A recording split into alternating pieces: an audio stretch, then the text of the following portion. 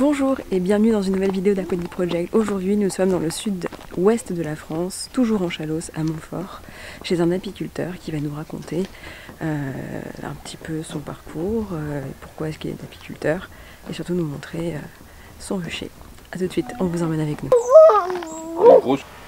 Je m'appelle André Lataste, donc j'ai 72 ans actuellement. Je suis apiculteur depuis longtemps. Voilà, ma grande passion c'est les abeilles. Je suis un éleveur de rennes avant tout, parce que c'est vrai que si on veut une excellente ruche et très bien travailler avec les abeilles, il faut d'abord bien les comprendre et surtout bien comprendre la biologie totale de la ruche, la biologie de la reine, la biologie du mâle, du faux bourdon. La biologie aussi de l'ouvrière. Il faut bien connaître toute cette physiologie et le fonctionnement de la ruche au plus profond pour pouvoir travailler avec. Simplement parce que l'abeille est un insecte qui est un pollinisateur. Un pollinisateur, ça veut dire qu'il transporte le pollen de la fleur mâle à la fleur femelle. Simplement que les abeilles sont très aptes à faire cette fécondation parce qu'elles sont très nombreuses et que dans leur anatomie, dans leur façon d'être, dans leur corps et tout ça, elles sont, on va dire, très équipées, très faites pour faire de la pollinisation. Là, on a des fleurs qui sont pollinisées par les abeilles. Se poser sur la fleur mâle, et en se posant sur la fleur mâle, elle s'imprègne les pattes de beaucoup de pollen. Alors, les pattes, elles se les lèchent plus ou moins, il y a plus ou moins de nectar sur les étamines de la fleur. L'abeille fait des pelotes de pollen et en changeant de fleur, en allant d'une fleur mâle à la fleur femelle, eh bien elle transporte le pollen, la semence, le pollen, l'élément mâle de la fleur mâle à la fleur femelle. Et automatiquement, la fleur femelle se trouve fécondée par les pollens de la fleur mâle. Voilà. Et la fleur femelle, sur le cerisier, eh bien elle donnera un fruit, la cerise. Mais ça, c'est une vocation, c'est une envie qui est née chez moi avec mon enfance, avec ma jeunesse. C'est quelque chose que j'ai beaucoup développé ensuite à l'âge adulte. C'est une très grande passion. J'en ai très bien vécu, mais il y a eu beaucoup de larmes aussi à un moment donné avec l'utilisation des pesticides dans cette énorme spécialisation de l'agriculture qui a fait des dégâts collatéraux pas possibles pour exister à elle seule, quoi. Voilà, bon exemple, la perte de l'apiculture en France est autour de 70% par rapport aux années 80. C'est terrible. Moi j'ai un exemple très sûr à citer, c'est qu'en 1990, nous étions encore à une production à hauteur de 90 000 tonnes de miel par an. Nous étions un des premiers exportateurs européens, vraiment même le premier exportateur européen, avec une diversité de miel formidable. Et nous sommes descendus actuellement en 2020, nous devons être aux environs de 15 000 tonnes par an. C'est le génocide des abeilles en France, ça a été quelque chose de catastrophique. La question, ça peut démarrer à 5-6 000 abeilles, mais ça peut aller à 100 000 abeilles. Tu te rends compte? 100 000. Alors ça peut être une ruche à 75 000, à 80 000. Donc une reine peut faire plus de 2000 œufs par jour. 2000. Plus de 2000 œufs par jour. Mais il y a des journées à 700 œufs, 600 œufs, 500 œufs, des journées à 1000. Hein? C'est presque tous les jours ou pas? Si. Alors, tout part de la générosité de la nature et de la capacité de la reine à pondre. Alors si la nature est très généreuse, eh bien la nature permettra à la reine, fera en sorte que la reine soit très nourrie, et si elle est très nourrie, elle pourra aller jusqu'à 2000 ou 2500 œufs par jour. Mais ça, ce n'est pas pendant les 365 jours de l'année, ce n'est que par période, ce que nous appelons, nous, les mielés, les périodes de mielés. Voilà. Nous produisons une reine, c'est bien de produire une reine. Cette reine, quand elle est produite, quand elle est née dans l'éleveuse, elle est introduite. Elle naît dans cet état ici. Là, elle va sortir de sa ruche 8 jours après la naissance, elle va faire un vol de fécondation, et c'est pendant ce vol de fécondation qu'elle va être fécondée par les faux bourdons qui sont partout dans les ruches ici. Elle va revenir de son vol de fécondation, elle aura dans son anatomie ce qu'on appelle une spermathèque qui est bourrée de millions et de millions de spermatozoïdes pour la rendre très très très pondeuse et très productrice et très prolifique pendant au moins 2 ou 3 ans. Les abeilles, ça pique. Oui. Alors la piqûre d'abeille, c'est sûr que la piqûre des abeilles c'est très désagréable, c'est une brûlure. Vous pouvez réagir de par votre anatomie et votre métabolisme, vous pouvez réagir à la partie toxique ou à la partie allergène. C'est pas bien grave. Bon, ça brûle, c'est désagréable, ça fait une cloque, après ça désarme, c'est bon. Par contre, ce qui devient grave, c'est quand on réagit, qu'on est très très très allergique et puis qu'on réagit et à la partie toxique et à la partie allergène, ça peut aller jusqu'au choc anaphylactique, ça peut créer un gros désordre, un désordre dangereux. On l'enlève difficilement. Mais qu'est-ce qui se passe? Une fois que l'abeille a planté son dard, elle accélère son vol et elle se mutile tout simplement. Pourquoi? Parce qu'elle vous laisse le dard dans la peau. Donc ça lui enlève le dard à elle. Le dard est arraché avec le système musculaire tendineux, les vésicules à venin et tout ça, et ça reste chez vous.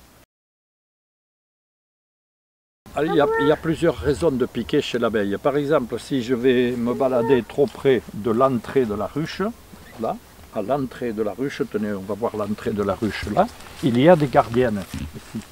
Voilà. Mais les vieilles abeilles qui arrivent, qui veulent rentrer dans la ruche, puis qui me trouvent devant la ruche, je suis un intrus.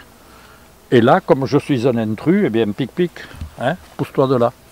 Elle me rappelle tout simplement par une piqûre, ou alors, quand j'ouvre la ruche, elle me rappelle que je les dérange parce que le vent est un peu froid, parce que ceci, parce que cela. Je fume l'intérieur de la ruche. Et qu'est-ce qui se passe quand on injecte de la fumée à l'intérieur de la ruche, qui a un peu une crainte de cataclysme de la part des abeilles, d'incendie? Eh bien, c'est tout simplement que les abeilles ont sur leur corps un grand chapelet de glandes qui produisent de la cire, c'est-à-dire une matière grasse que vous allez voir. C'est tout simplement la sueur de l'abeille. Voilà le frelon asiatique.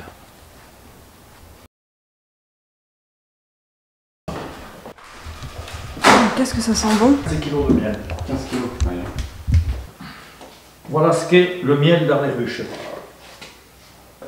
Qui ferme les alvéoles, tout ça, c'est fabriqué avec le chapelet de glandes cirières de l'abeille. Le miel, comment fait-on? Eh bien, c'est tout simple. On met, tu vas voir, on va désoperculer, c'est-à-dire qu'avec un couteau, on va enlever tout ça, on va couper tout le long, là, et après, dans la machine ronde, c'est un centrifugeur, on va faire tourner les cadres 12 par 12. Ici, on a les protéines. Moi, quand je reviens de 100 km en vélo, 2 cuillères à soupe de pollen. Et ça, c'est pour mes muscles. À quel moment est-ce que vous l'avez extrait, celui-ci? Alors ça, c'est récupéré au printemps, au mois de mars et avril, avec les pollens de saules et d'arbres fruitiers. C'est-à-dire la force du printemps est dans ce bocal. Un cocktail de vitamines, d'acides aminés, de minéraux. Alors, on va commencer par le jeu des questions. Alors, l'apiculture, pour moi, c'est une affaire d'enfant. C'est une affaire d'enfant. Moi, je suis né dans une petite commune qui s'appelle la commune de Hauzour, à 5 minutes d'ici. Je suis dans Chalossé pur sucre. Et bon, mes parents travaillaient dans une petite ferme qui était la propriété du château à côté, bien entendu. Hein. Et il y avait des ruches. Dans cette propriété-là, il y avait des ruches qui appartenaient au château, bien entendu. Et ces ruches qui appartenaient au château, moi, elles m'attiraient, elles me fascinaient. J'étais constamment à l'observation des abeilles, et puis je me disais, puis j'adorais le miel. Et je ne savais vraiment pas ce qu'il fallait faire pour se procurer une ruche jusqu'au jour où j'ai dû me poser cette question tellement fort qu'il y a eu un petit peu le même système qu'une apparition. J'ai vu sur un poirier un essaim d'abeilles, un magnifique essaim d'abeilles, et je savais que dans toute la flopée de ruches du château, à côté, qu'il y avait une ruche qui était vide. Je savais laquelle c'était, et celle-là, elle était vide. J'étais là en fascination devant cet essaim d'abeilles et je savais que cet essaim d'abeilles allait être mis dans cette ruche par justement le personnel du château. Là. Et je n'attendais que ça, Et l'essaim d'abeilles, lui par contre, n'a pas attendu ça. Il s'est désintégré, il s'est mis à tourner au-dessus, Cet essaim d'abeilles est allé se loger tout seul dans la ruche. Incroyable. Voilà. Pourquoi? Parce que les abeilles, un essaim d'abeilles, c'est quoi? Un essaim d'abeilles, c'est très souvent le trop-plein d'une ruche. Il y a une reine, il y a les ouvrières, il y a les faux bourdons, il y a les butineuses, il y a des jeunes abeilles. Un essaim d'abeilles, c'est un être parfait, c'est un cerveau parfait. Et un essaim d'abeilles, c'est reconnaître une ruche vacante. Et c'est y rentrer dedans, parce que c'est tout simplement sa maison. C'est parti comme ça. D'accord. Et vous aviez quel âge? Je vais avoir 14 ans.